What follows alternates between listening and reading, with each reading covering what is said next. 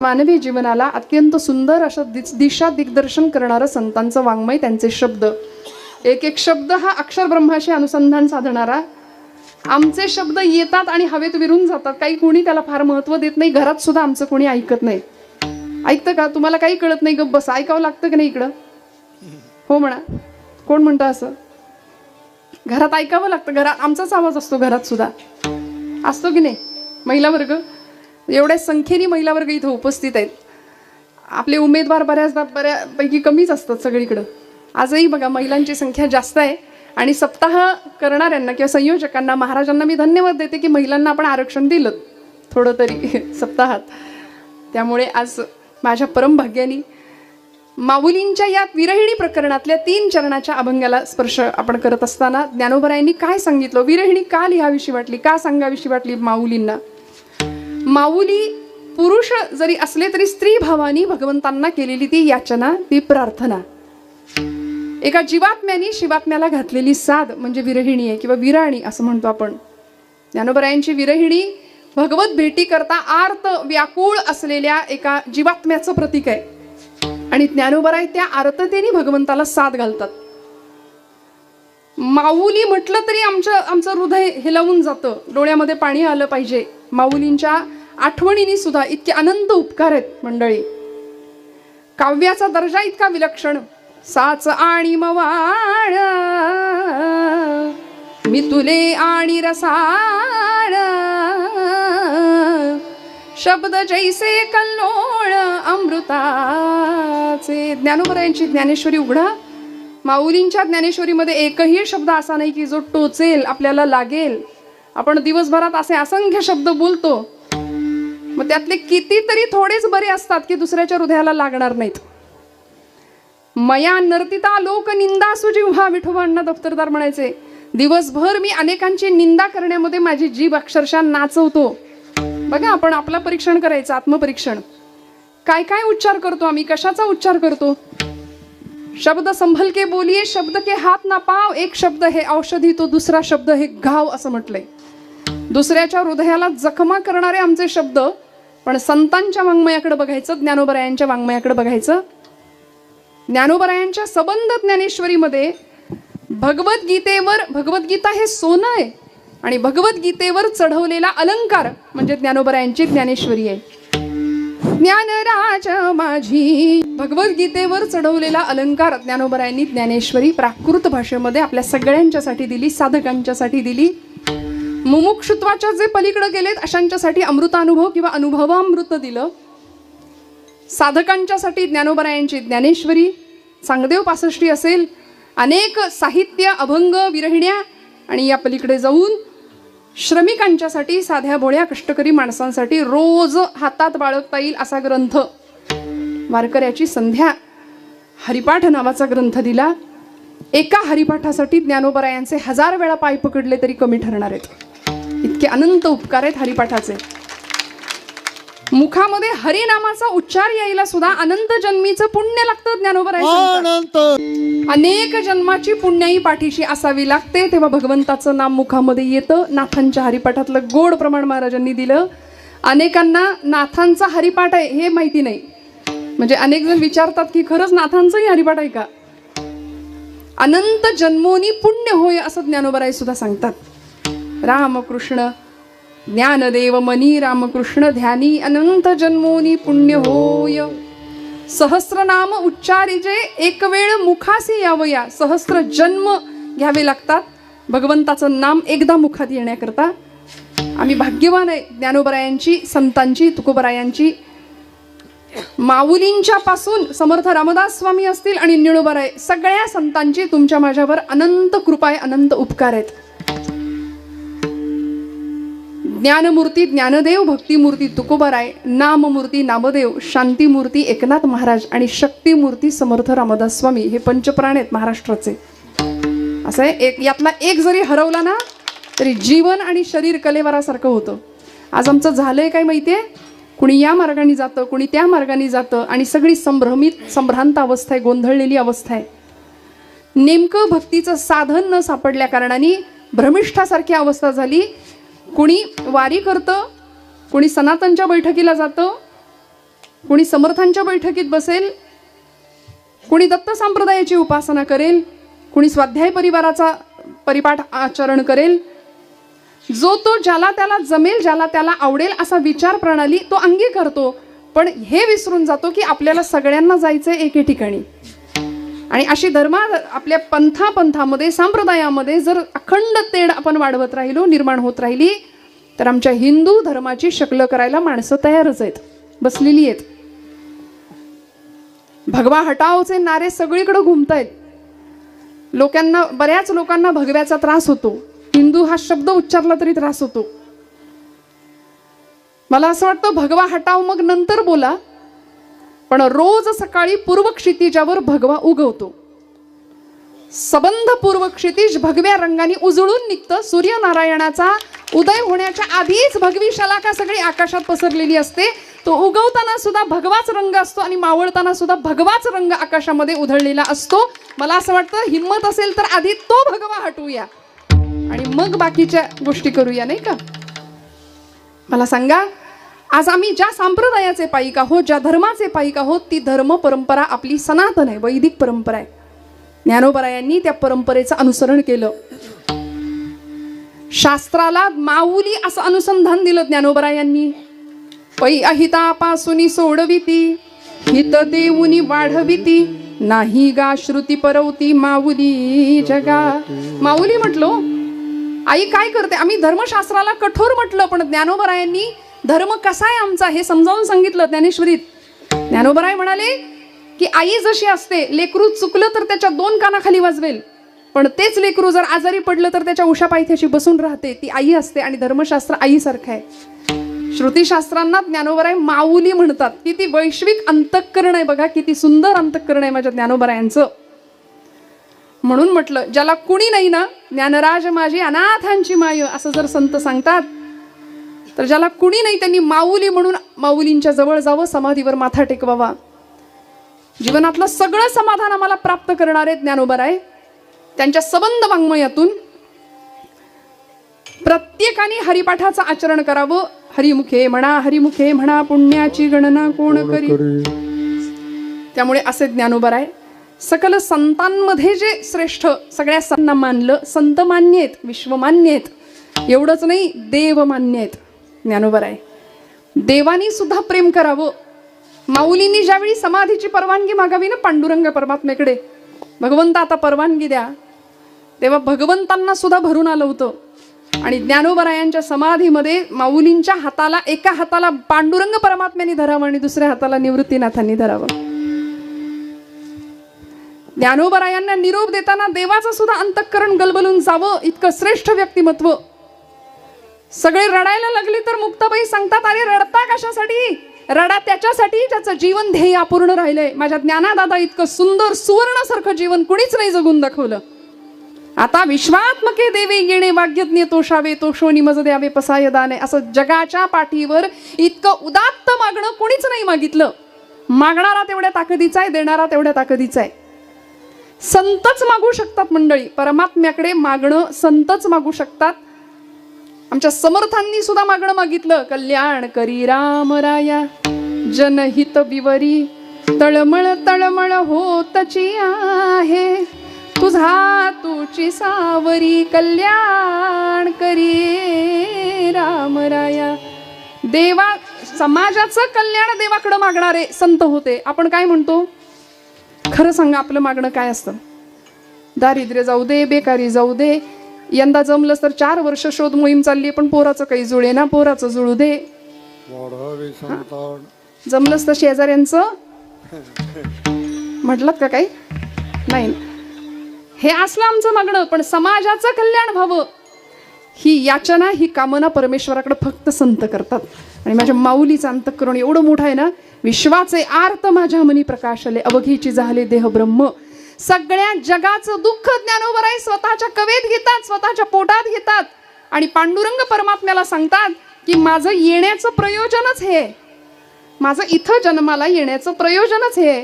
मी का आलोय? अवघाची संसार सुखाचा करीन, आनंदे भरीन तिन्ही लोक, आनंदाचे आवारू मांडू जगा. ही ज्ञानोबरायांचं मिशन आहे इथं येण्याआधीचं. आपलं मिशन काय आहे? कधी विचार केलाय कशा करता आपण इथं आलोय? नाही पटकन सांगतायत आम्हाला. ज्ञानोबरायांचं ठरलं होतं, मी हे इथं येऊन करणार, सगळं जग आनंदाने भरणार आणि मग जाईन गे माये तया. जन्माला आल्यानंतर माझं जे जे इप्सित साध्य ध्येय आहे ते मी पूर्ण करणार आणि माझ्या पांडुरंग परमात्म्याला, माझ्या आईला जाऊन भेटणार. म्हणून बघा, विठू माऊली म्हटलं, आई म्हटलं, आणि आईसाठी अंतःकरण कायम पाझरलं ज्ञानोबरायांचं. कायम विरह, कायम आर्त भावनेमध्ये. भावाचे 5 प्रकार सांगितले ना आपल्याला. शांत भाव आहे, सख्य भाव आहे, वात्सल्य भाव आहे, दास्य भाव आहे, आणि 5वा भाव सांगितला जातो माधुर्य भाव. आज महाराष्ट्रामध्ये विदर्भ प्रांतामध्ये माधान नावाचं एक गाव आहे आणि त्या गावचे सुपुत्र प्रज्ञाचक्षु संतश्रेष्ठ श्री गुलाबराव महाराज ज्ञानोबरायांना स्वतःचे म्हणजे ज्ञानेश कन्या म्हणून घ्यायचे. स्वतःची आई समजत होते ज्ञानोबरायांना आणि कृष्ण पत्नी समजून घ्यायचे.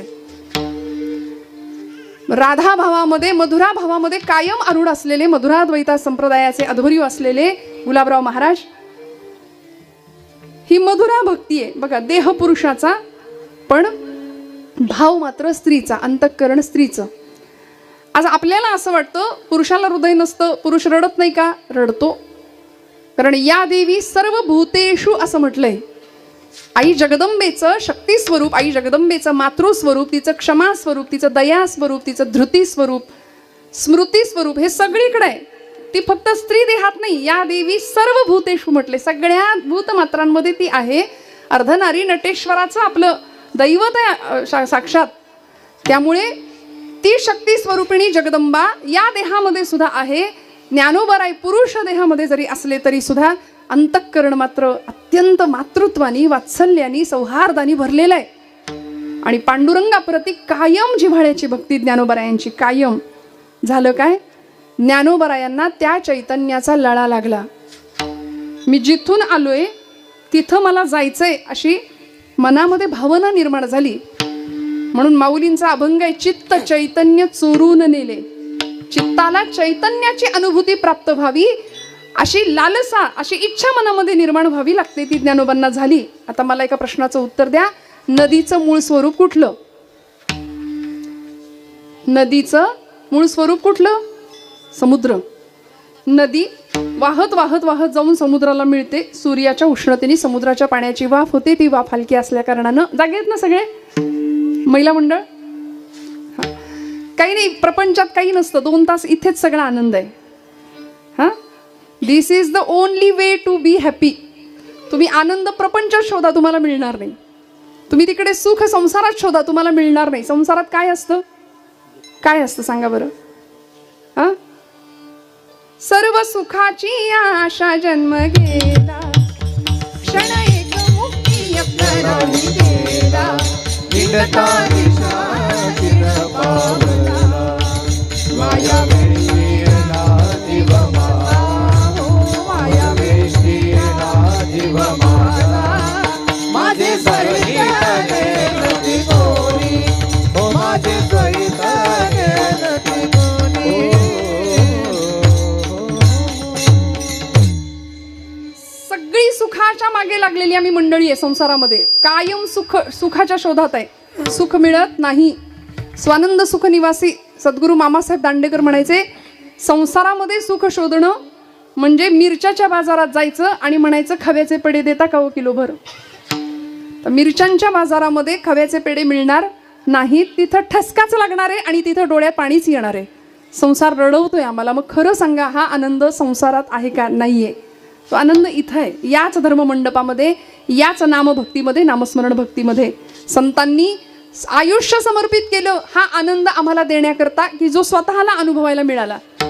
ब्रह्म साम्राज्याचा अनुभव, ब्रह्मानंद, तो ब्रह्मरस संतांनी प्राशन केला. तुम्हाला मला सगळ्यांना मिळावा याकरता संत आले. सेवितो हा रस वाटितो अनेका घ्या रे होऊ नका रानवरी.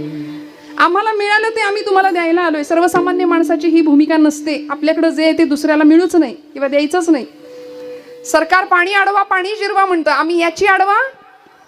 खरं आहे की नाही? पटलं की नाही तुम्हाला? आम्ही असंच वागतो. पण संतांचं वर्तन असं नाहीये. अत्यंत आर्तता हृदयामध्ये, अत्यंत करुणा हृदयामध्ये आहे. आणि म्हणून तीच हृदयातली करुणा विरहिणीच्या रूपाने ज्ञानोबरायांच्या मुखातून बाहेर पडते आणि माऊली पांडुरंगाला साथ घालतात अभंगाच्या प्रथम चरणात. वाद्य आहे मृदंग, खरं नाव आहे. मृत आहे अंग ज्याचे असा तो मृदंग असं म्हटलंय. निर्जीव चांबडा आहे, पण चांबड्यातनं असा ध्वनी काढायचा आहे की जो आपल्या हृदयाला आणि त्याहीपेक्षा देवाला डोलायला भाग पाडेल. म्हणून यांच्यासाठी टाळ्या वाजवायच्या, कारण हे एका दिवसाचं नसतं, अनेक वर्षांची तपश्चर्या आहे यामागे. बाकी थापा तर आपण रोज मारतो की नाही? थापा मारतो की नाही आपण? खरं सांगा, जागेत ना सगळे? हो म्हणताय तुम्ही. थापा मारतो, पण ही थाप अशी असते की जी देवाला डोलायला लावते. गोड वादन, गोड गायन. जीवीची या जीवा, प्रेम भावाची या भावा, तुझं वाचुनी केशवा अनुनावडे. माऊली ज्ञानोबर आहे पांडुरंग परमात्म्याला सांगतात की हे भगवंता, तू माझ्या जीवाचा जीव आहेस. जीवीची या जीवा, प्रेम भावाची या भावा. मी कुठल्या भावाने तुझ्याशी बांधलो गेलोय? तर त्याचं एकच नाव आहे प्रेमभाव. आणि ते प्रेम आता आपण समजतो तसं नाही. संतांनी भगवंताकडं प्रेम सुख मागितलंय, बाकी दुसरं काहीच नाही मागितलं. भक्ती प्रेमा विन ज्ञान नको देवा, अभिमान नित्य नवा, तया माझी प्रेम सुख देई, प्रेम सुख देई. काय मागितलं भगवंताकडं? ज्ञानोबराय म्हणतात, भगवंता मी तुझ्याशी प्रेमाने बांधलो गेलोय, तू माझ्या जीवाचा जीव आहेस. भगवंताशी असं नातं जोडावं लागतं. आमचं नातं देवाशी नाही, आमचं प्रपंचाशी असं जोडलं जातं आणि वाट्याला दुःख येतं. खरं सांगा, देवासाठी रडतो का आपण? ज्ञानोबराय रडले नाही रडत. आपण आपल्या संसारासाठी रडतो, आपण प्रपंचासाठी रडतो, सुने मुळे रडतो नाही का, लेकासाठी रडतो, प्रपंचातल्या अन्य कारणांनी प्रपंच संसार आम्हाला रडवतो. आणि संसारी माणसाचं वैशिष्ट्यच हे, दोन संसारी माणसं एकमेकांना भेटली तर ते पहिलं विचारतात, बरं आहे का, कसं काय, बरं आहे का पाहुणं, रावसाहेब काकासाहेब, बरं आहे का. मग पुढचं माणूस म्हणतं बरंच म्हणायचं, चाललंय आपलं रडत खडत कसं तरी. आणि मग विचारणाऱ्याला त्याचं हे तोंड बघून फार बरं वाटतं. ज्यांनी विचारले त्याला समोरच्याचा असा चेहरा बघितला की त्याला फार बरं वाटतं. चला म्हणजे आपलंच बिघडलंय असं नाही, सगळ्यांचंच बिघडलंय. ही संसारी माणसाची खूण आहे, यालाच म्हटलंय संसारी माणूस. म्हणून त्यांच्यापासून काही अंतरावर लांब राहायचं. निगेटिव्हिटी फार वाढवतात आपली, नकारात्मक माणसांपासून लांब राहावं म्हणतात बरं का. मग कुठं जायचं, कुणाजवळ बसायचं? ज्ञानोबराय कुणाजवळ गेले हो? जाऊ देवाची या गावा, जाऊ देवाची या गावा, जाऊ देवाची या गावा, जाऊ देवाची या गावा, जाऊ देवाची या गावा, जाऊ देवाची या गावा, जाऊ देवाची या गावा, जाऊ देवाची या गावा. देव देईल विसावा, देव देईल विसावा, देव देईल विसावा, देव देईल विसावा, देव देईल विसावा, देव देईल विसावा. देवा सांगू सुख दुःख, देव निवारील भूक, देव निवारील भूक, देव निवारील भूक.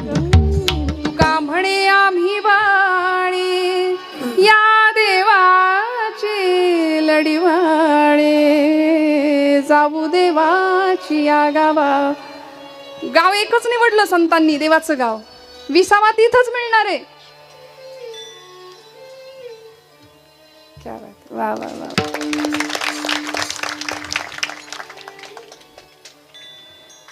बघा ना, ही सगळी वाद्य ज्यावेळी वाजतात, संगीत परमेश्वराजवळ नेण्याचं अत्यंत सुंदर असं साधन आहे, परमेश्वराच्या जवळ जाण्याचं. त्यामुळे जितकं गोड बोलता येईल, जितकं गोड गाता येईल. तुम्ही म्हणाल ताई नाही आमचा आवाज, आम्ही कुठून गाणार गोड? असं नाही, परमेश्वराला भाव प्रिय असतो. माऊलीनी भगवंताला भाव दिला. जीवईची या जीवा, प्रेम भावाची या भावा. मी तुझ्याशी प्रेम भावाने भगवंता बांधला गेलोय आणि तुम्ही माझ्या जीवाचे जीव आहात. ज्ञानोबराय पांडुरंग परमात्म्याला सांगतात, आपल्या इष्ट आराध्य देवतेला सांगतात, तुझं वाचुनी केशवा अनुनावडे. मला आता दुसरं काहीच आवडत नाही तुझ्याशिवाय. म्हणून म्हटलं आपल्याला देव सोडून सगळं आवडतं. आवडीने भावे हरिनाम घेसी नाथबाबा म्हणतात, तुझी चिंता त्यासी सर्व आहे. आम्हाला भगवंत सोडून सगळं आवडतो. आम्ही म्हणतो देवा प्रपंच माझा, घर माझं, बंगला माझा, गाडी माझी, बायको माझी, तसा तू पण माझाच, असं आपण देवाला म्हणू. पण मीराबाईंचं महत्व कशात आहे बघा. मीराबाई म्हणतात, मेरे तो गिरधर गोपाल दुसरा न कोई. देवा तूच फक्त माझा आहे आणि बाकी माझं कुणीच नाही. ही ताकद संतांची, ही मीराबाईंची ताकद आहे. आपण म्हणतो सगळं माझं आणि तू माझा, म्हणून देवाकडून आपण सगळं मागतो. संतांनी देवाकडे देवाला मागितलं, देव मागितला. ज्ञानोबरायांची परमेश्वराविषयीची आर्तता आणि भाव जो होता ना, तो विरहिणी भाव होता, आर्त भाव होता. काय सुंदर साथ घातली, जीवीची या जीवा प्रेम भावाची या भावा, तुझ वाचुनी केशवा अनुनावडे. मला दुसरं काही भगवंता तुझ्याशिवाय आवडत नाही. सतत तुझ्यासाठी हृदय पाणावतं, सतत तुझ्यासाठी माझं हृदय व्याकुळ होतं, कासावीस होतं. हा विरहिणीचा आर्तभाव ज्ञानोबराय सांगतात. मी मगाशी एक प्रश्न विचारला होता. नदीचं मूळ स्वरूप समुद्र आहे. सूर्याच्या उष्णतेने समुद्राच्या पाण्याची वाफ होते. ती वाफ हलकी असल्या कारणानं वर जाते, थंड प्रदेशामध्ये ढग तयार होतात आणि मग त्यातून पर्जन्यवृष्टी होते, बरोबर. तो पाऊस कड्या कपाऱ्यांमधून हळूहळू हळू ओहोळांच्या रूपाने नद्या नाले असं करत करत करत सपाट प्रदेशावर आला की ते पाणी नदीच्या रूपाने वाहतं, नदी तयार होते. संथ वाहते कृष्णामाई, असं अत्यंत संथतेचा प्रवाह वाहत वाहत वाहत जाऊन कुठे जाऊन मिळते. आता कृष्णामाई आपली गोदावरी माता आहे आणि वाहत कुठं जाऊन मिळते, समुद्राला मिळते. मग नदीचं मूळ स्वरूप समुद्र. तसं या जीवाचं सुद्धा मूळ स्वरूप आहे. हा जीव कुठून आला, त्या जीवाचा संबंध ज्ञानोबराय सांगतात. ममई वंशो जीवलोके जीवभूत सनातनः मनःषष्ठाणि इंद्रियाणि प्रकृतिस्थानी कर्षति. ममई वंशो जीवलोके जीवभूत सनातन. जन्मजात संबंध आहे, प्रस्थापित संबंध आहे आणि तिसरा संबंध भगवंत स्वतः सांगतात. जीवाचं जन्मजात एक संबंध असतो, आईशी जोडलेली नाळ असते, पण दुरावा येऊ शकतो त्या नात्यात सुद्धा. बापालाच मुलगा विचारतो का नाही, काय केलं आमच्यासाठी सांगा, सातबाराच्या उतारावर आमचं नाव चढवा आता आणि सगळं करा, हाडाची काढं करा, रक्ताचं पाणी करा, देहाचं रान, जीवाचं रान करा. खरं सांगा मावशी, कोणी म्हणतं का केलं? सगळ्यांच्या मनाशा आल्या, किती ग ताई, रांधा वाडा, उष्टी काढा, सगळ्यांचं सगळं करा. कोणीच केलं म्हणत नाही. म्हणतं का? खरं सांगा, कोणी नाही केलं म्हणत. ब्रह्मचैतन्य गोंदवलेकर महाराज म्हणतात, आमचे माझ्या रामासाठी थोडं करा, प्रपंचासाठी कितीही करा, प्रपंच केलं म्हणणार नाही, पण रामासाठी थोडं करा. राम लक्षात ठेवतो, परमात्मा लक्षात ठेवतो. त्यामुळे ज्या प्रपंचासाठी आपण रडतो तो प्रपंच आपल्या सुखातही नाही, दुःखातही नाही. म्हणून आम्ही प्रपंचासाठी रडत बसतो. सगळा प्रपंच माझा माझा माझा करत दुःखाला हा जीव कारण ठरतो. जीवाचं प्रपंचाशी जोडलेलं जन्मजात नातं आहे, प्रसंगी ते तुटू शकतं. वडिलां मुलांमधलं जे सख्य असतं ते व्यवहारावरनं तुटू शकतं. भावा बहिणीचं नातं व्यवहारासाठी तुटू शकतं. विधभर जमिनीच्या तुकड्यासाठी एक भाऊ दुसऱ्या भावा, सख्या भावाचा खून करायला सुद्धा तयार होतो, संपू शकतं. ही नाती चिरकाळ टिकत नाहीत. प्रस्थापित नातं आहे, मानलेलं नातं ज्याला म्हणतात, मानलेला भाऊ, मानलेली बहीण, मानलेला मामा काका वगैरे वगैरे, त्याही नात्यामध्ये दुरावा निर्माण होतो. पण असं एक नातं आहे की जे भगवंत सांगतात सनातन, जे जीवाचं शिवाशी जोडलेलं नातं आहे, ते कधीच संपू शकत नाही, ते कधीच तुटू शकत नाही. कारण भगवंताचेच आम्ही सगळे अंश आहोत. म्हणून ज्ञानोबराय म्हणतात, तुकोबराय म्हणतात, सगळ्या संतांना माहिती होतं की देव आम्हाला मिळालेलाच आहे, देव प्राप्त आहे आम्हाला, देवाला मिळवावं लागणारच नाही. कसं काय? देव मिळालाय का आम्हाला? खरं सांगा, तुम्ही जागे आहेत का? मिळालं देव? देव कळला का?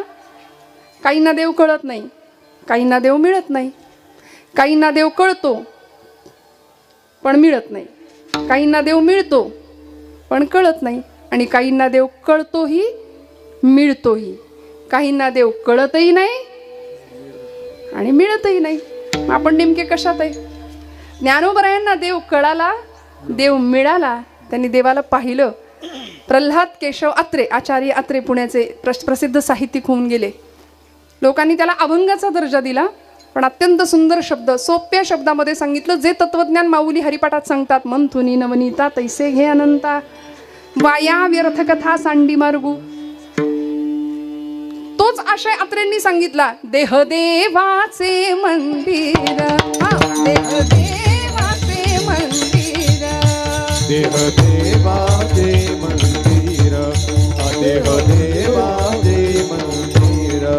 आत आत्मा परमेश्वर, आत आत्मा परमेश्वर, देहदेवाचे मंदिर, देहदेवाचे मंदिर. आत आत्मा परमेश्वर, आत्मा परमेश्वर, देहदेवाचे मंदिर, देहदेवाचे मंदिर. जशी उसात हो साखर, तसा देहात हो ईश्वर. जशी उसात हो साखर, तसा देहात हो ईश्वर. जसं दुधामध्ये लोणी, जसं दुधामध्ये लोणी, तसा देही चक्रपाणी, देहदेवाचे मंदिर, देहदेवाचे मंदिर, देहदेवाचे मंदिर, देहदेवाचे मंदिर. आत आत्मा परमेश्वर.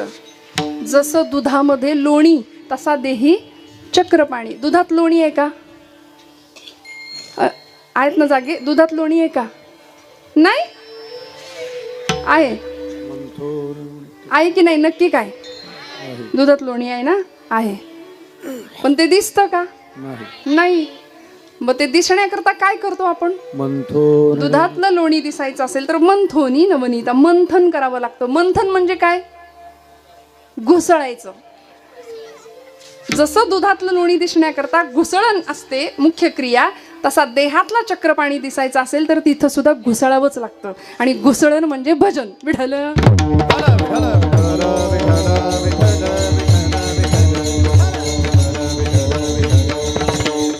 करावं लागेल की नाही भजन?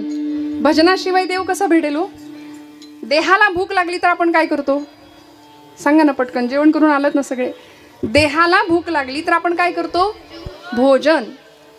आणि आत्म्याच्या भुकेचं काय? मनाच्या भुकेचं काय? देहाच्या भुकेसाठी भोजन, मनाच्या भुकेसाठी भजन.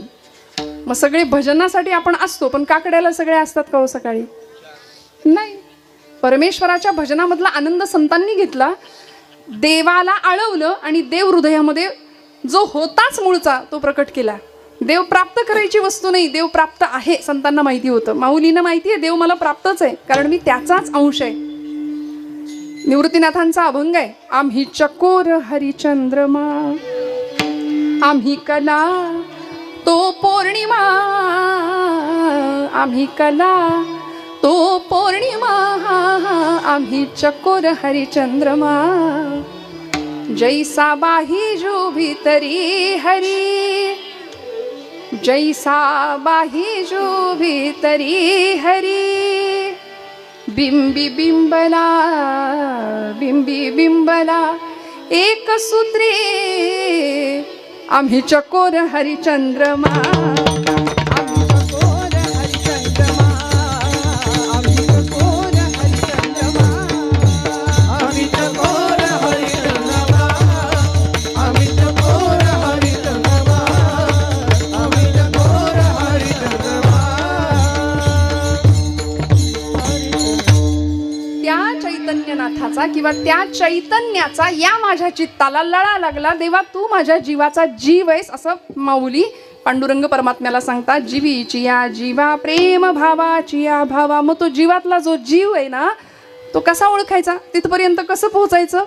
संतांना ते जमलं, तुम्हाला आम्हाला जमत नाही. आम्ही स्वतःचा श्वास सुद्धा नीट ऐकत नाही, स्वतःला आम्ही ओळखत नाही, स्वतःकडे कधी पाहत नाही, आम्ही सगळे बहिर्मुख आहोत.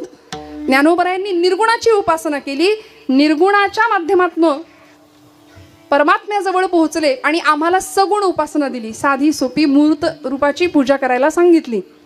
समर्थ म्हणाले, सगुणाचे नि आधारे निर्गुण पावे जे निर्धारे. संतांनी सगुण पूजा दिली, आम्हाला निर्गुण पूजेकडे जाण्याकरता किंवा भक्तीकडे जाण्याकरता.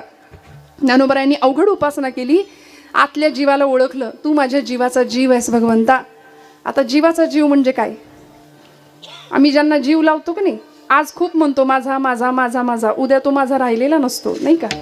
जरा कुठे खुट झालं, जरा कुठं मन दुखवलं, जरा काही आपल्याला नको असं वागणूक झाली समोरच्याची, की तो माझा, जो माझा काल होता तो माझा राहत नाही. ज्ञानोबराय म्हणतात तुझा माझा संबंध सनातन आहे, जसं तू सांगितलंयस. त्यामुळे तू माझ्या जीवाचा जीव आहेस. आचार्य जगद्गुरु शंकराचार्य, जागे राहा सगळे, आचार्यांनी आपल्या शिष्यांशी संवाद केलेला आहे. आणि शिष्याला आचार्यांनी एक प्रश्न विचारला.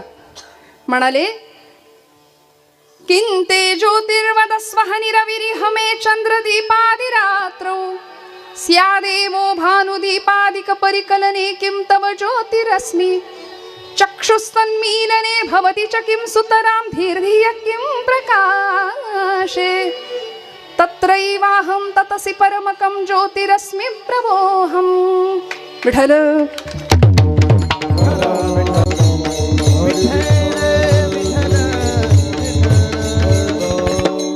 सोपे प्रश्न, अर्थ पटकन सांगून पुढे जाऊया. आचार्य म्हणाले, किंते ज्योतिः, म्हणाले सगळं जग प्रकाशमान दिसतंय. जागे राहा, लक्ष द्या. सगळं जग प्रकाशमान दिसतंय, ते कशामुळे? हे सगळं जग प्रकाशमान आहे, ते कुणामुळे? किंते ज्योतिः. त्या शिष्याने उत्तर दिलं. तो विद्यार्थी हुशार होता. तो म्हणाला, रविरिहमे चंद्रदीपादिरात्रौ. अहनी रविही म्हणजे दिवसा सूर्यामुळे आणि रात्री चंद्रामुळे. सूर्य चंद्रामुळे सगळं जग मला प्रकाशमान दिसतंय. उत्तर आवडलं आचार्यांना. आचार्य म्हणाले, हुशार आहे, छान. स्यादेवं भानुदीपादिक परिकलने किं तव ज्योतिरस्मि. म्हणाले सगळं जग प्रकाशमान दिसतंय, ते कशामुळे? सूर्य आणि चंद्रामुळे. मग सूर्य आणि हा सूर्य आहे किंवा हा चंद्र आहे, हे तुला कशामुळे कळतंय? म्हणजे तुझ्या चंद्राचा आणि सूर्याचा प्रकाशक कोण आहे? अजून कुणीतरी तुला सांगतंय ना की हा चंद्र आहे, हा सूर्य आहे, ही लाईट आहे, हा मंडप आहे, हे कुणीतरी सांगतंय आपल्याला. कोण आहे? तो म्हणाला, त्यांनी उत्तर दिलं, चक्षुः, माझे डोळे. माझ्या डोळ्यांनी मला कळतंय ना. हा माईक आहे, ही माणसं बसलेली आहेत, हा सूर्य आहे, हा चंद्र आहे, माझे डोळे मला सांगतायत. आचार्य म्हणाले, बरोबर आहे. पुढे, डोळ्यांना कशामुळे कळतंय की हा चंद्र आहे, हा सूर्य आहे? मग डोळ्यांचा प्रकाशक कोण आहे? चंद्र सूर्य. हे जग कोणामुळे प्रकाशित आहे? चंद्र सूर्यामुळे. चंद्र सूर्याचा प्रकाशक कोण आहे? चक्षुः, डोळे. मग डोळ्यांचा प्रकाशक कोण आहे? त्यांनी उत्तर दिलं, आचार्य असं काय करतात? धीही, माझी बुद्धी. आणि माझी बुद्धी अशी विलक्षण आहे. ज्ञानोबराय त्या बुद्धीचं वैभव सांगतात. बुद्धीचे वैभव अन्य नाही तुझे, एकाकीशी राजे सकळ सिद्धी, एकाकीशी राजे सकळ सिद्धी, एकाकीशी राजे सकळ सिद्धी. बुद्धीचे वैभव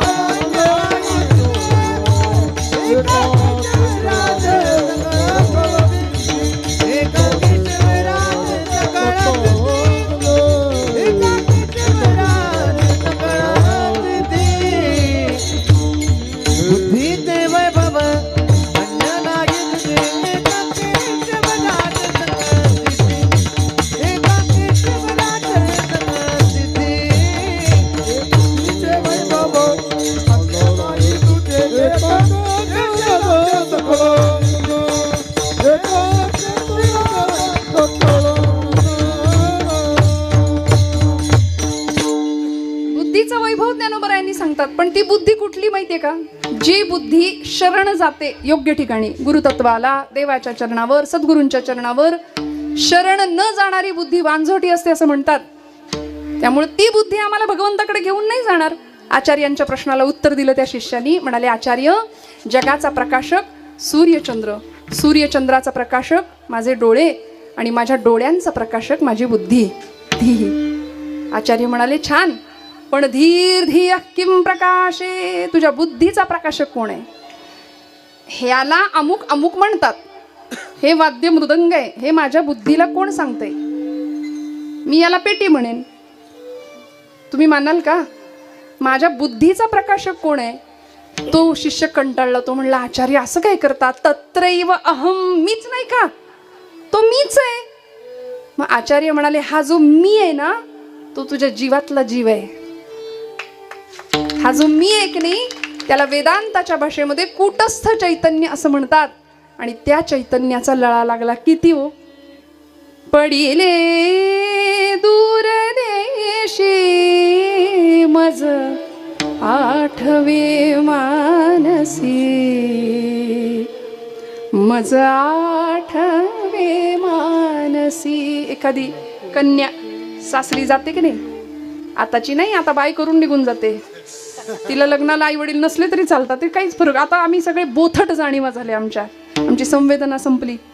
पण बघा ना काय ज्ञानोबरायांचा भाव आहे.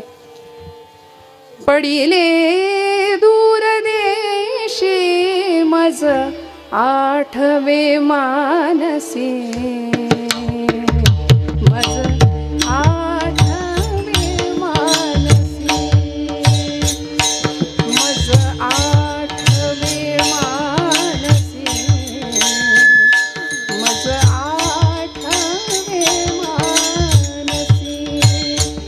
नको नको हा वियोग, कष्ट होतासी जीवासी. पडिले दूर देशी मज आठवे मानसी, मज आठवे मानसी. किती अवघड अवस्था झाली ज्ञानोबरायांची. गरुड वाहना गंभीरा, ये गा दातारा. बाप रखुमा देवीवरू, बाप रखुमा देवीवरू. श्री विठ्ठला विठ्ठला श्री विठ्ठला. इतकी आर्तता, इतका विरह भाव ज्ञानोबराय सांगतात. तू माझ्या जीवाचा जीव आहेस भगवंता, तुझं वाचुनी केशवा अनुनावडे. आणि आता देव यावा याकरता ज्ञानोबराय तळमळत आहेत. माऊलींचा भाव बघा ना, राधा भाव आहे. माऊलींचा भाव हा गोपींसारखा भाव आहे. मधुरा भक्ती, श्रेष्ठ भक्ती, भक्तीच्या एका उच्चतम अवस्थेवर आरूढ झालेत ज्ञानोबराय. आणि कैवल्याचा पुतळा असं नाथांनी ज्यांचं वर्णन करावं. प्रकटला भूतळा चैतन्याचा जिव्हाळा, ज्ञानोबा माझा. माऊलींचा भाव विलक्षण आहे. आपण त्या भावाची फक्त चर्चा करू शकतो, अनुभवाच्या पातळीवर कठीण आहे. समाधीच्या फक्त गप्पा मारू शकतो, अनुभवाच्या पातळीवर अत्यंत कठीण आहे. माऊलींनी भगवंताला आपला पती मानलं. मधुरा भक्तीच्या माध्यमातून जीव शिवाशी जोडला गेला. जो शिव जीवाला प्राप्तच आहे. तुकोबराय म्हणतात, उदकाचे तरंग तरंग उदकाचे अंग, तैसे झाले तैसे तुम्हा आम्हा झाले एकी एक सामावले. उदकाचा तरंग हा त्या पाण्यापेक्षा वेगळा नसतो ना, ते एकच असतं. तसं आम्ही तुझ्यापेक्षा वेगळे नाही भगवंता. हा अनुभव ज्ञानोबराय घेतात. आणि एखादी गवळण भगवंताला भेटण्याकरता जशी आर्त स्वराने व्याकुळ असते की नाही, किती व्याकुळ. अहो भगवंताचा भाव गोपींच्या प्रती कसा होता. गोपी भगवंताला भेटण्याकरता किती व्याकुळ असायच्या. गोकुळात किती दिवस राहिले भगवंत, किती दिवस, 11 वर्ष 4.5 महिने हा त्यांचा कालावधी. गोकुळात राहिले देव. गोकुळात होते त्यावेळी गोपी यांच्यावर इतकं देवानी प्रेम करावं. एक पाय नाचिव रे गोविंदा असं एखाद्या गवळणीने म्हणायचं देवाला. मग देव काय करायचा, एका पायावर नाचून दाखवायचा. जगाचा बाप होता. मग तुला घोडभर ताक देईन, लोण्याचा एखादा गोळा देईन. ज्याच्या घरात 9 लक्ष गाई, दुधा दह्याचे महापूर, तो घोडभर ताकासाठी आणि लोण्याच्या छोट्या गोळ्यासाठी एका पायावर नाचून दाखवायचा. त्रिभंगी देहुडा ठाण मांडून या माये, कल्पद्रुमा तळी वेणू. असा तो भगवंत गोपींच्यासाठी कायम आसुसलेला, कायम व्याकुळ. आणि गोपी त्याच्यासाठी, त्याच्या भेटीसाठी, मिलनासाठी. बरं, अशी ती त्यांची जीवाशिवाची भेट होती. म्हणून देवांच्या चरित्रामध्ये आपण रास क्रीडा हा एक भाव अनुभवतो, पाहतो. आता भागवत आपण ऐकताय, भागवतामध्ये गोपी गीत आहे. महाराजांच्या मुखातनं अत्यंत सुंदर आपण कथा श्रवण करता आहात. कात्यायनीचं व्रत गोपींनी केलंय भगवंताला प्राप्त करण्याकरता. आणि एवढंच नाही, कदंब वृक्षाखाली शरद पौर्णिमेच्या रात्री देवाबरोबर या गोपींनी रास क्रीडा केलीये. ऐकून ठेवा. आता असं सांगायला लागलं की अनेकांना असं वाटतं मग देवानी केली मग आम्ही का नाही करायची, फक्त आम्ही त्याला गरबा म्हणतो. आणि रासक्रीडा वेगळी भगवंतांची गोपींच्या सोबत, ती जीवाशिवाची भेट होती, ते जीवात्म्याचं शिवात्म्याशी मिलन त्याकरता असणारी ओढ होती. आमचा गरबा म्हणजे रासक्रीडा नाही, हात जोडून सांगते. बरं, मला इकडचं माहिती नाही, आमच्या पुण्यातलं सांगते मी, मला इकडची काय परिस्थिती आहे माहिती नाही, काय अवस्था आहे. आम्ही धर्माच्या नावाखाली कुठल्या प्रकारे आमचं अधःपतन करतोय याचा सारासार विचार आणि विवेक राहिला नाही. कपाळाला टिकली लाव म्हटलं तर आम्हाला राग येतोय. केस बांधून राहिले पाहिजेत हे मुलींना सांगावं लागतंय. नको तेवढे कपडे घालून आम्ही जर समाजात वावरायला लागलो तर मला सांगा, मी अजिबात उपदेश या भावनेने बोलत नाहीये, मला खूप कळतं म्हणून नाही सांगत आहे मंडळी. पण खरं सांगू, आमच्या हिंदूंचं पतन व्हायला कारण आहे. लव जिहादच्या केसेस का वाढतात? पुण्यामध्ये गरबाच्या प्रकरणातच लव जिहादच्या केसेस जास्त वाढल्या. सगळ्यांनी एकत्र यावं यासाठी संतांनी, परंपरेनी, पूर्वसुरींनी आम्हाला उत्सव दिलेत. मग आमच्या हिंदू धर्माचं कसं अधःपतन होतंय ते जगाला दाखवण्याकरता आम्ही हे सगळं करतो का? नाही. कुठेतरी आपण थोडं सावध राहूया. आमच्या देवदेवतांबद्दल आदर करूया. नवरात्रीचा उत्सव आहे, आम्ही गरबा करतो, मान्य, चला. पण त्या गरब्यामध्ये आई जगदंबा किती असते तो विषयच नाही. त्यापेक्षा जगदंबेचं चरित्र समजावून घेऊया. हातात टिपऱ्या घेण्यापेक्षा तलवारी कशा धरायच्या त्याचं प्रशिक्षण देऊया आमच्या लेकींना. स्वसंरक्षणाचे धडे देऊया. शस्त्र कसं चालवायचं याचं शिक्षण देऊया. अन्यायाच्या राक्षसाची चावली उमऱ्यापर्यंत येऊन पोहोचली तरी आम्ही बेसावध आहोत. इतकी भयान भीषण परिस्थिती, आणि आम्ही जर आता सावध नाही ना झालो, मला माफ करा, तुम्हाला राग येऊ देऊ नका. आमचं ठरले, आमचे गुरुजी आम्हाला सांगतात, राग येईल असं बोलायचं नाही आणि बोलल्याशिवाय राहायचं नाही. अन्यायाच्या राक्षसाची सावली दारात येते. आमच्या आजूबाजूला घटना घडतायत, समाजातली विकृती वाढतीये. आम्ही जर प्रबळ नाही झालो, आम्ही जर आमच्या लेकरांना धर्मशिक्षण नाही दिलं, हातामध्ये मोबाईल सगळेच घेतात, मोठी माणसं सुद्धा घेतात, पण प्रचंड त्याचा स्क्रीन टायमिंग वाढतोय, स्क्रोलिंग वाढतंय. पूर्वीच्या काळी एक म्हणजे चॅनल हा प्रकार नव्हता, एकच T V, black and white picture त्याच्यावर कायम. इतकी संवेदना होती, इतकं प्रेम होतं आपापसामध्ये की रामायण लागलं रामानंद सागरांचं की घरातली, आपण आठवा, जुनी माणसं, ती पिढी आता संपत चालली एक एक करून. ती जुनी पिढी टीव्हीला नमस्कार करायची, टीव्ही समोर उदबत्त्या ओवाळल्या जायच्या, इतका भाव होता. बरं, काही किती प्रतिकूलता हो, घरातलं एक माणूस कायम अँटेन्यावर असायचं. होतं का काही धड? मुंग्या गेल्या का, मुंग्या आल्या का? खरं सांगा, हीच परिस्थिती होती, पण समाधान होतं. मनाची श्रीमंती होती, माणसं गरीब होती पण मनाने प्रचंड श्रीमंत होती. काही कुठल्या प्रतिकूलता आम्हाला आड नाही आली या गोष्टींसाठी.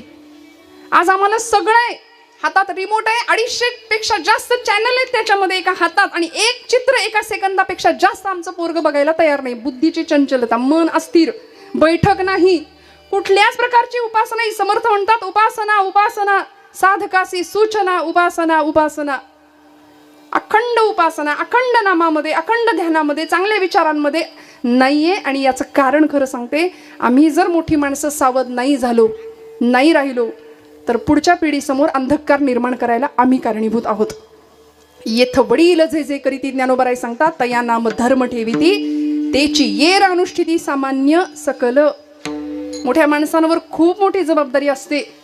नवरात्रीचे फक्त 9 रंग नेसणं म्हणजे नवरात्र उत्सव नाही, किंवा गरबा खेळणं म्हणजे उत्सव नाहीये.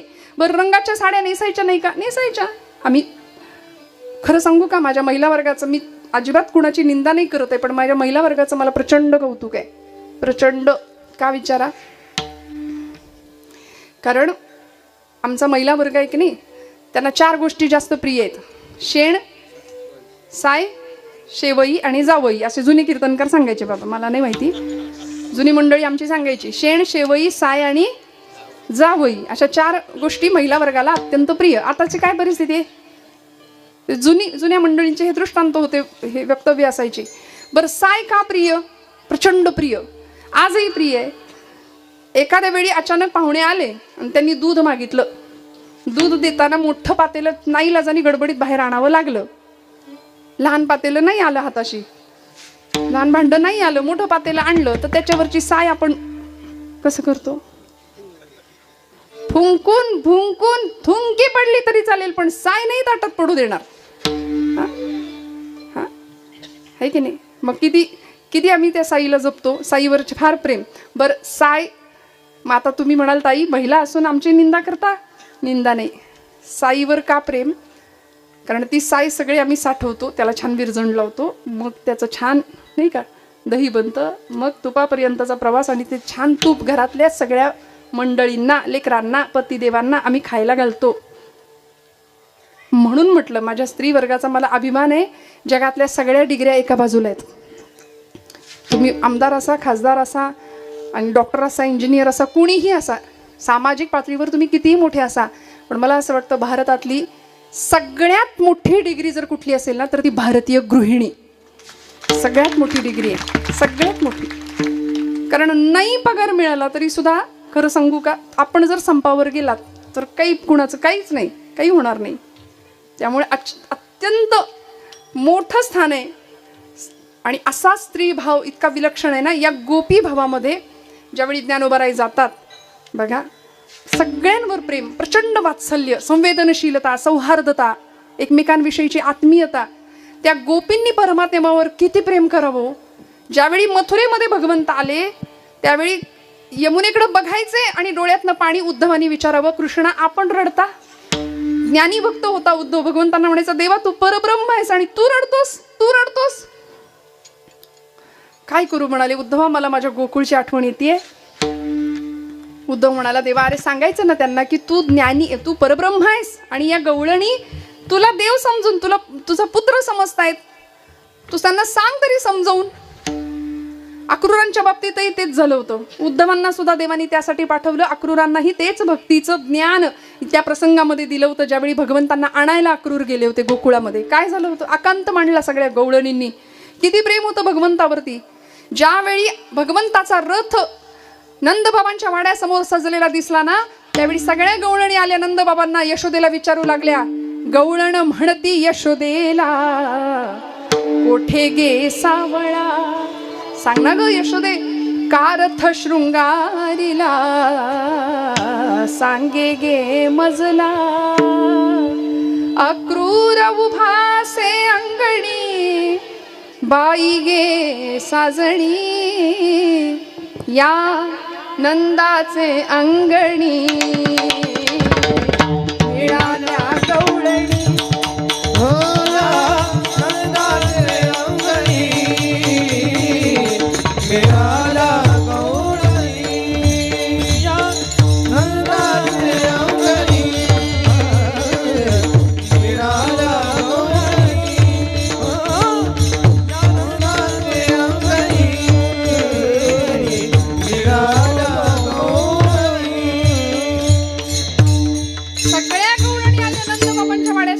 यशोदे सांग कृष्ण कुठे निघालाय, एवढा रथ सजून तुझ्या दारात का उभाय.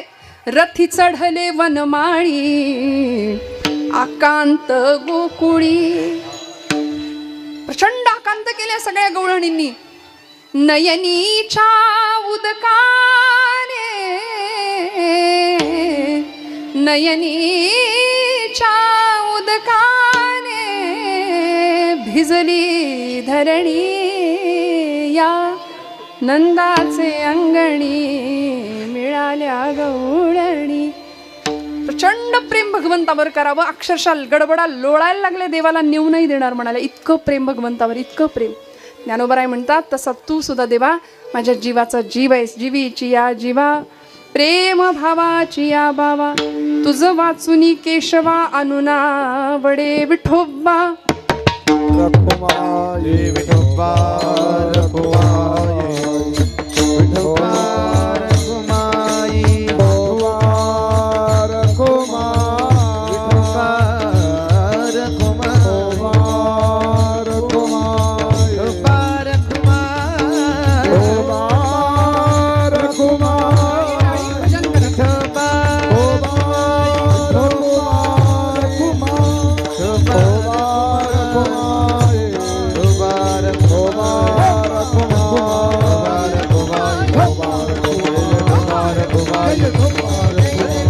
रखुमाई विठोबा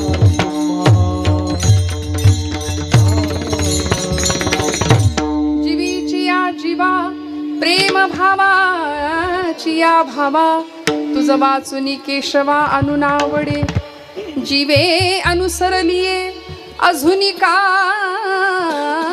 नये बेगी आणावा तो सये प्राणू माझा.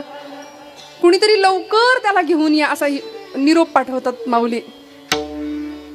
पहिलं तोगे काऊ कोकत आहे विरहिणी आपल्या सगळ्यांना माहिती आहे. त्या कावळ्याच्या रूपाने शकून ऐकला माऊलींनी. बघा माऊलींचा शब्द इतका विलक्षण आहे. संबंध महाराष्ट्रामध्ये मराठी भाषेमध्ये कावळ्याला काऊ म्हणतात माऊली. कावळ्याला काऊ म्हणणारं माऊलींचं अंतःकरण आहे. उड उड रे काऊ तुझे सोन्याने मडविन पाऊ. पाहुणे पंढरी राहू घरा काही येते. किती प्रेम करावं बघा. इतकी आर्तता हृदयामध्ये. जगाच्या विश्वात्मक भगवंताकरता जगाच्या कल्याणाकरता मागणारं आर्त हृदय आहे ज्ञानोबरायांचं. बरं या बदल्यात जगाने काय दिलं. प्रचंड हाल अपमान अवहेलना.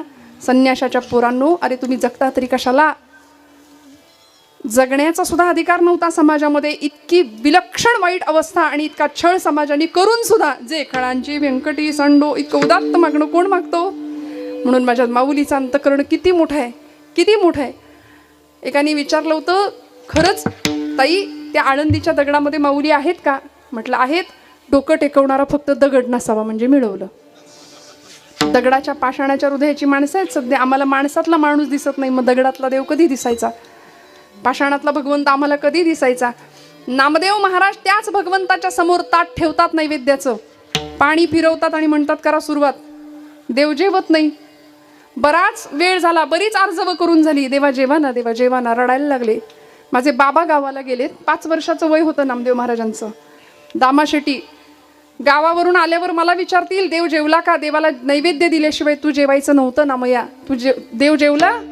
तेव्हा मी नाही म्हणेन मग बाबा मला मारतील. त्यापेक्षा बाबांच्या हातनं मार खाण्यापेक्षा इथं तुझ्या पायरीवर डोकं आपटून जीव देतो म्हणाले. मग ती पायरी धरली. पायरीवर डोकं आपटणार एवढ्यात डोक्याला लागलं नाही. मौसर जणू काही डोक्याखाली काहीतरी लागलं आणि गाभाऱ्यात ना आवाज आला. नामया दगडाचा देव कधी जेवतो का रे.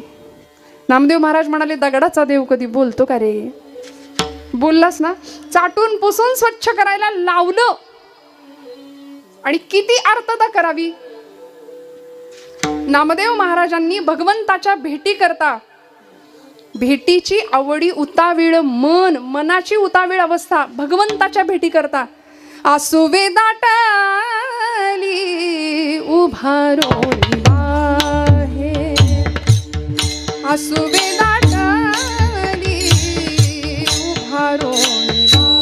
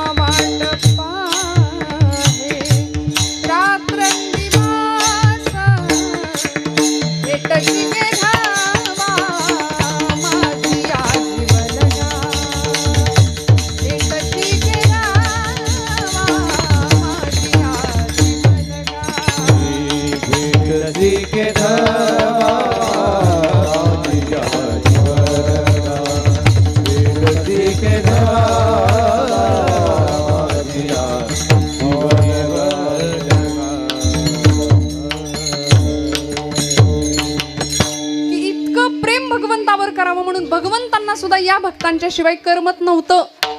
स्पुंदू स्पुंदून देव गळा घाली मिठी. वर्णन आहे नामदेव महाराजांचं की देव रडतात. कुणासाठी. भक्तासाठी. गळ्यात गळे मिठी घालून देव आलिंगन देतात नामदेव महाराजांना. सांगतात आषाढी कार्तिकी विसरू नका मज सांगत तसे गुज पांडुरंग. अरे मला विसरू नका रे तुमच्यासाठी मी इथं उभा आहे. पण आपल्याला देव सोडून सगळं आवडतं की नाही. खरं सांगा. देव सोडून आपल्याला सगळा प्रपंच प्रिय आहे. पण खरं सांगू का ज्याला आम्ही आपलं म्हणतो ना ते इथं आपलं कुणीच नाहीये. कुणीच नाही. सगळ्यांना सगळं भोगावं लागलं पण इथं व्यवहारामध्ये कुणीच नाही याचा अनुभव सगळ्यांना घेतलाय. सगळ्यांनी घेतलाय. कन्या स्नुषान रूपाची प्रत्यक्ष राम भार्या. कोण होती. जानकी माता. जनक नंदिनी होती. प्रचंड वैभवात वाढलेली.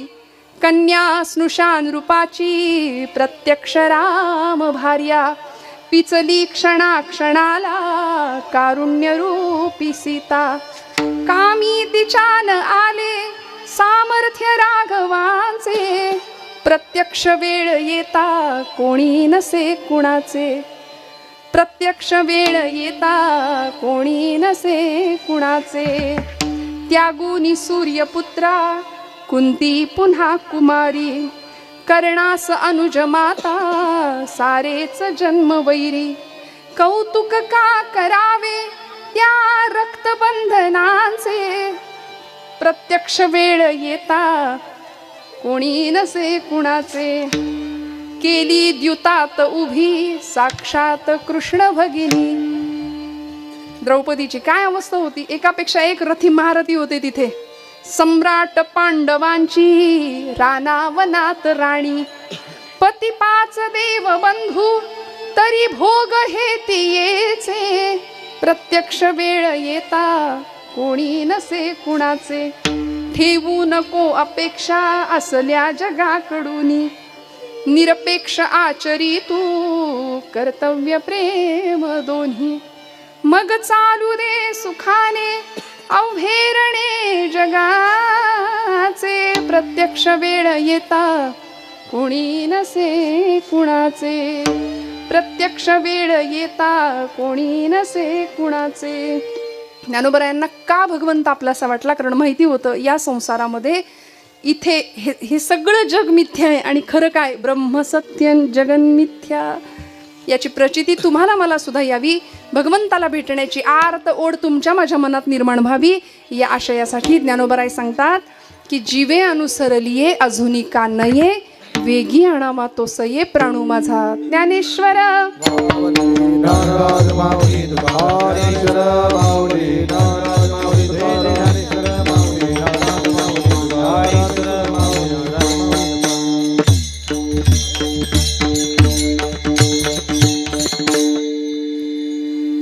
सुद्धा टोचू न देण्याची जबाबदारी घेतो, कारण त्याचं ते ब्रीद आहे, योगक्षेमं वहाम्यहम. भगवंत आम्हालाही सांभाळेल, माऊलींसारखं आम्हालाही देवावर प्रेम करता यावं, संतांवर प्रेम करता यावं, आमच्या धर्मावर प्रेम करता यावं, धर्माचं शिक्षण आमच्या पुढच्या पिढ्यांकडे सोपवता यावं. बस झालेली सेवा परमेश्वराच्या चरणावर समर्पित करते. बोलत असताना काही वेडवाकडं गेलं असेल तर मोठ्या अंतकरणाने क्षमा करा. सगळ्यांच्या हृदयस्थ भगवंताला वंदन करते. सेवेला आज अनेक महनीय अत्यंत सुंदर साधक, भक्त, प्रवचनकार, कीर्तनकार, गायक, ज्यांच्या मुखामध्ये वेद आहेत अशी मंडळी उपस्थित आहेत.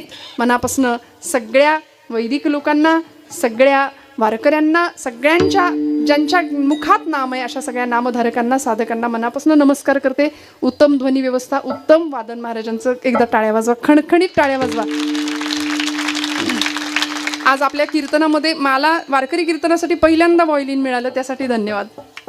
खूप छान. सांगलीवर आमच्या कथेसाठी खरं तर काकांच्या आलेले हे व्यक्तिमत्व आहे धनंजय दादा गाडगीळ, पण गोड अशी साथ व्हायोलिनची आज मला लाभली. संवादिनीच्या साथीला असलेले आमचे काका, मनापासून त्यांनाही नमस्कार. कीर्तनामध्ये आज दिसत नसली तरी सनई सुद्धा संतोष महाराजांची वाजली, म्हणून त्यांना सुद्धा छान, म्हणजे आज किती मोठी साथ मला मिळाली. सगळ्यांच्या चरणारविंदी कृतज्ञतापूर्वक वंदन. पुन्हा एकदा परमादरणीय श्रीकांत महाराजांना मनपूर्वक धन्यवाद देते आणि सेवेला विराम देण्यापूर्वी एकदा हात उंचावून खणखणीत भजन करायचं आणि निरोप घ्यायचा. तुकाराम तुकाराम तुका